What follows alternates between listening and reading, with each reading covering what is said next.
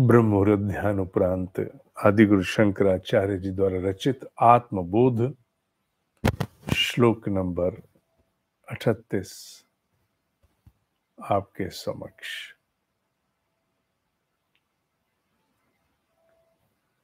विविक्त देश ये विशुद्ध रूप से ध्यान से जुड़ा है।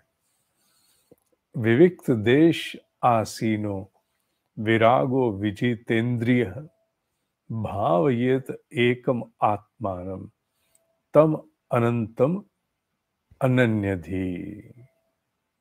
ये वस्तुतः श्लोक इसी प्रकार भगवत गीता में अपने स्वरूप में आता है और न केवल इसका उल्लेख 2-3 स्थानों पर कुछ इसी प्रकार से है, कुछ अपितु ध्यान योग में तो विशेष रूप से उल्लेख आता है। विविक्त देश, किसी एकांत के स्थान पर बैठो जहां कोई बाहरी डिस्टरबेंस नहीं हो। इसीलिए कहते हैं एक अकेला कोना और एक आप। एक अकेला कोना और एक आप जिसे मिल गया वो बड़ा संपन्न व्यक्ति है। संपन्नता का आधार केवल ये नहीं कितने बेडरूम का घर है। अगर आपके पास एक छोटा सा कोना भी है तो आप संपन्न हैं, अपने लिए है।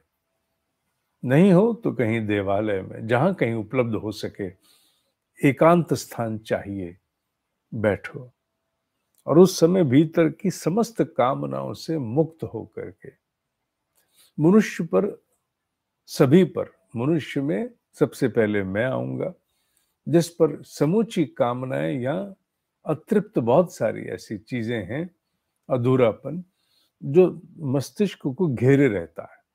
स्वाभाविक है, इसमें कुछ नया नहीं है, हम सब में ऐसा है। पर विशेष रूप से उस एकांत के स्थान में बैठ करके चेष्टा करनी है कि हम उस समय, केवल उस समय अपने आप को उनसे मुक्त करें। अभी नहीं, अभी थोड़ी देर छोड़ दो। हाँ, चिंता बनी है, बिल्कुल चिंता का होना भी आवश्यक है। अगर कोई विषय ऐसा है, आवश्यक है, होना चाहिए, पर अभी छोड़ दो, ड्रॉप इट। विचेत इंद्रिय, इंद्रियों को संयमित करते हुए। इंद्रियां केवल वासना वाली वो इंद्रिय नहीं, बाकी तो हैं। बाहर देखने में भटकती हैं, कुछ सुनने को भटकती हैं, कुछ खाने को, कुछ चखने को, कुछ बोलने को भटकती हैं। ये इंद्रियां आंख खोल के इतनी सक्रिय नहीं जितनी आंख बंद करके सक्रिय हैं। ये भ्रम है कि खुली आंखों से सक्रिय है, ना, बंद आंखों से बहुत सक्रिय हैं ये सारी।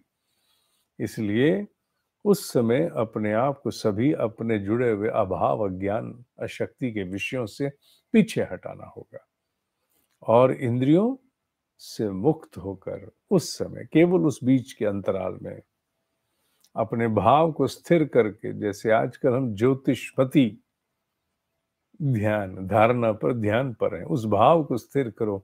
जो भी कोई भाव है, भले इष्ट का क्यों ना हो। और आत्मा तो निर्विकल्प है। उसी सजगता पर ये ध्यान कभी कभी कराते हैं ना, मैं दृष्टा, सजग, नित्य शुद्ध, नित्य बुद्ध करते हैं ना, उसी पर चिंतन, उसी पर अपना ध्यान, उसी पर अपना सारा फोकस। जितने शब्द जुटाने हैं जुटा लो, भाव एक ही है, वहीं स्थिर होना है। उसी पर, उस अनंत आत्मा पर जिसकी क्षमताएं किसी सीमा में नहीं बांधी जा सकती, उसी पर एकाग्र चित्त होना। ये इसलिए आत्मा का विषय आया क्योंकि पिछले श्लोकों से निरंतर एक प्रवाह चल रहा है। उस प्रवाह के अंतर्गत बार बार कहने की चेष्टा है कि नित्य शुद्ध, नित्य मुक्त, नित्य बुद्ध इत्यादि जैसे भाव परस्पर चल रहे हैं और उसी के लिए कहा गया कि उसी अपने आत्म तत्व पर केंद्रित होना, अपने भीतर की सजगता, अपने दृष्टा भाव में आना है, अनुभवकर्ता पर आना है, मैं ओम पर आना है और स्थिर रहना है। ये किस दृष्टि से? क्योंकि इस रचना, पूरी रचना का नाम है आत्म बोध। क्योंकि ये आत्मबोध है, इसीलिए अपने ही उस स्वरूप पर आकर के केंद्रित होना, जो मूल स्वरूप है, चैतन्य स्वरूप, सजग स्वरूप, जागृत स्वरूप।